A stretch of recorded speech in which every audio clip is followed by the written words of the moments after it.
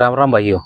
भैया जी, आज बात हो जाए पेपर लीक को रोकने के लिए सरकार क्या कर रही है, और जो एक टास्क फोर्स कमेटी बनाई है उसमें कौन है, कैसे काम करेगी, क्या होगा, चलिए जानते हैं। अस्तगफुरुल्लाह अज़ीम, ये उम्मत का क्या हाल हो गया है। जैसा कि आपको पता ही है कि भारत सरकार ने पेपर लीक को रोकने के लिए, एक नीट का नहीं, जितने भी पेपर्स होते हैं उनको रोकने के लिए एक फुल प्रूफ प्लान बनाने के लिए एक कमेटी का गठन किया है, एक टास्क फोर्स का गठन किया है, जिसके अध्यक्ष होंगे जिनके अध्यक्ष होंगे नंदन नील कणी। ये टास्क फोर्स के अध्यक्ष बनाए गए हैं। ये इन्फोसिस के फाउंडर हैं, जिन्होंने आधार कार्ड बनाया था, आपको जानकारी होगी, तो इनको इस कमेटी का अध्यक्ष बनाया गया है। दूसरे हैं एस सोमनाथ। एस सोमनाथ को आप जानते ही होंगे, इसरो के चेयरमैन हैं। तीसरे हैं तपन डेका। तपन डेका जो है आईवी से हैं, आईवी ऑफिसर हैं और इंटेलिजेंस ब्यूरो आईवी के फॉर्मर डायरेक्टर हैं। चौथे हैं V professor V Kamakoti. Professor V Kamakoti IIT Madras के डायरेक्टर और एआई के बहुत अच्छे जानकार हैं, और इसमें एआई का भी उपयोग होगा, तो उसके लिए इनको लिया गया है। पांचवें अनीता करवाल। अनीता करवाल जो है एक आईएएस ऑफिसर हैं, फॉर्मर आईएएस ऑफिसर हैं, और इनको भी इसमें शामिल किया गया है। छठवें हैं अमृतलाल मीणा। अमृतलाल मीणा जी आईएएस ऑफिसर हैं। तो ये 6 लोगों की एक टीम बनाई गई है, इसमें और भी लोग हैं। अध्यक्ष इसके, जैसा मैंने आपको बताया, अध्यक्ष हैं नंदन नीलकणी। तो ये लोग अलग अलग क्षेत्र से हैं, अलग अनुभव है, बहुत ही सीनियर हैं और बहुत ही ज़्यादा अनुभव है इनके पास, जैसे कि आधार कार्ड, एआई और पेपर परीक्षाएं कैसे होंगी, इनका मेन काम क्या होगा। एक तो पेपर तैयार करवाना, पेपर तैयार कैसे होगा, पेपर को सुरक्षित कैसे रखना है, और पेपर तैयार कौन सी टीम कर रही है, कैसे तैयार हो रहे हैं, क्योंकि पेपर जहाँ तैयार होता है वहीं से लीक होने की ज़्यादा संभावनाएं मिलती हैं, क्योंकि कई सारे लोग जो पकड़े गए हैं वो थे जो उस टीम में थे जहां पेपर बन रहे थे, वहीं से लीक। और ऐसे नहीं, शिक्षक बड़े बड़े इंस्टीट्यूट से उनके जैक हैं, जैसे इंस्टीट्यूट वालों का तो आपको पता ही है, जो बोलते हैं कि इतना प्रतिशत हमारे यहाँ रिजल्ट है, बहुत घपला है इसमें। तो आप ये सोचें कि ये बहुत ही मामूली से लोग ये कर लेते हैं, ये मामूली लोग नहीं होते हैं, ये बहुत अंदर तक घुसे हुए, तंत्र में अंदर तक घुसे हुए लोग होते हैं। तो पहला टास्क होगा इनके, ये जो बनाई गई है कमेटी, इसका पहला टास्क होगा पेपर तैयार करना। दूसरा है पेपर को सुरक्षित रखना, क्योंकि पेपर तो आपने बना दिया, उसको सुरक्षित रखना है। क्योंकि जैसे पेपर आज बन गया, एक 15 दिन बाद पेपर है, तो जब तक उसको सुरक्षित रखना, सुरक्षित उसको परीक्षा स्थल तक पहुंचाना, सेंटरों तक पहुंचाना, बिल्कुल इसमें कोई लूप होल ना हो। छात्रों की पहचान के लिए एआई का इस्तेमाल किया जाएगा, आधार कार्ड और जो भी होता है उसको और शार्प किया जाएगा, जिससे कि फर्जीवाड़ा ना हो, जो परीक्षा दे रहा है उसी का नाम हो, और मतलब बहुत कुछ होता है, किसी के नाम पे कोई परीक्षा दे रहा होता है। रिजल्ट घोषित होने तक का प्लान पूरा इस कमेटी को बनाना है। नई तकनीक का प्रयोग, जिससे कि पेपर लीक होने से बचें, और थोड़ा सा टेक्निकल चीज़ें उसमें जोड़ी जाएं, जिससे कि बहुत ही कम जो लीक वाला मैटर है उसको कम से कम लोगों को इतना टफ बना दिया जाए कि हर बंदे की पहुंच में हो पर लीक ना कर सके। फुल प्रूफ बनाना है। और जो नेशनल टेस्ट एजेंसी है, एनटीए, जिसके ऊपर इतना विवाद था, एनटीए को मजबूत बनाना है, क्योंकि एनटीए हर बार इस विवाद में फंसता जाता है।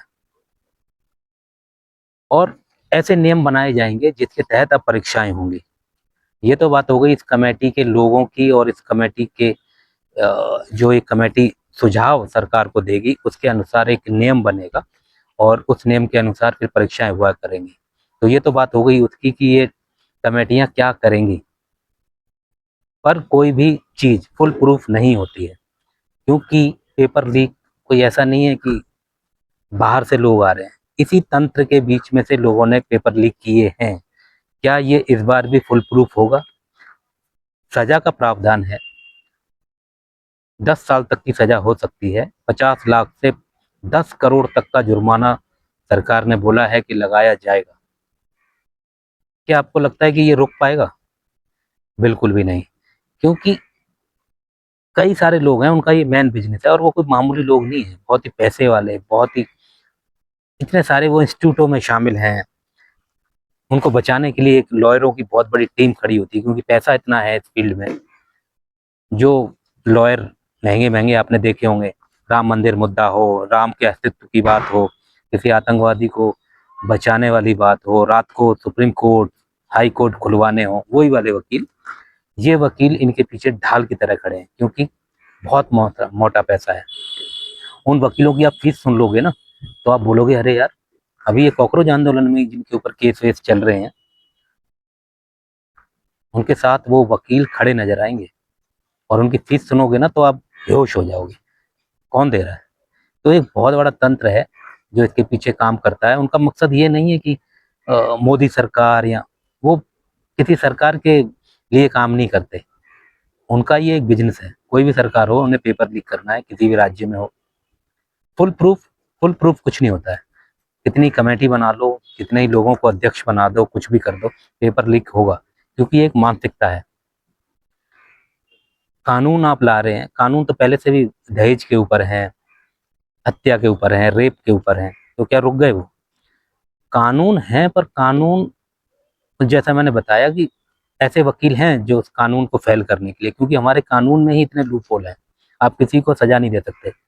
चल रही हैं तारीख पे तारीख, तारीख पे तारीख, कोर्ट कचहरी चले जा रही हैं, फैसला करना हो तो महीने भर में हो जाता है, फिर वो जमानत पे बाहर आ जाएगा, इतना मोटा पैसा है, किसी को भी खिला दो, कहीं से भी खिला दो। वकीलों की बात कर रहा हूँ मैं, यहाँ तो भैया माई लॉर्ड शामिल है इसमें। आप कानून एक से एक ला सकते हैं, वो अच्छी बात है, लेकिन सजा आप दिला पाएंगे ये फुल प्रूफ नहीं है, क्योंकि एक बहुत बड़ी टीम इनके पीछे खड़ी होती है। अब सिस्टम बनता कैसे है? जैसे दिल्ली मेट्रो आपने देखी होगी, आप मेट्रो में सफ़र करते हैं, ये मेट्रो में सफ़र करने वाले लोग कहीं विदेश से नहीं आते हैं, वही लोग हैं जो हमारी रेलवे में या ट्रांसपोर्ट में दिल्ली में घूमते हैं। आपने कभी देखा है कि नई दिल्ली पुरानी दिल्ली रेलवे स्टेशनों पे कितना गंद मचाते हैं लोग? सभी लोग, कहीं भी थूक दो, कहीं भी फेंक दो, कुछ भी गिरा दो, डस्टबिन है पर कूड़ा ऐसे ही फेंक देना, क्यों? मेट्रो में आपने क्यों नहीं देखा ऐसा कि मेट्रो में, आपको जानकारी दे दूं कि मेट्रो में डस्टबिन नहीं होता है, फिर भी कूड़ा नहीं होता है, क्योंकि मेट्रो ने आपके दिमाग में पहले से ही ये डाला हुआ है कि यहाँ पर कैमरे लगे हुए हैं, यहाँ पर थूकने का, कूड़ा करने का, लेटने का, बैठने का सिस्टम नहीं है, और यहाँ पे सीआईएसएफ लगी हुई है, बंदूक वाले लोग। कभी आपने देखा है किसी सीआईएसएफ वाले ने पकड़ लिया किसी को और जुर्माना हो रहा है? नहीं। पर आपके दिमाग में एक पिक्चर बिठाई जाती है कि यहाँ पे गंद नहीं करना है, तो ये पिक्चर हर आदमी के दिमाग में दिल्ली मेट्रो की तरह सरकार को डालनी पड़ेगी। मुश्किल है कि आप सब कुछ रोक देंगे, क्योंकि देश में कई सारे ऐसे एंटी एलिमेंट्स हैं जिन्हें देश का नुकसान करना है। उन्हें मोदी से या कोई और सरकार आ जाए, या कोई और सरकार है राज्यों में या केंद्र में, उससे मतलब नहीं है। इनका मेन मकसद है भारत के सिस्टम को कमजोर करना। ऐसे तमाम लोग हैं जो इसी में लगे हुए हैं।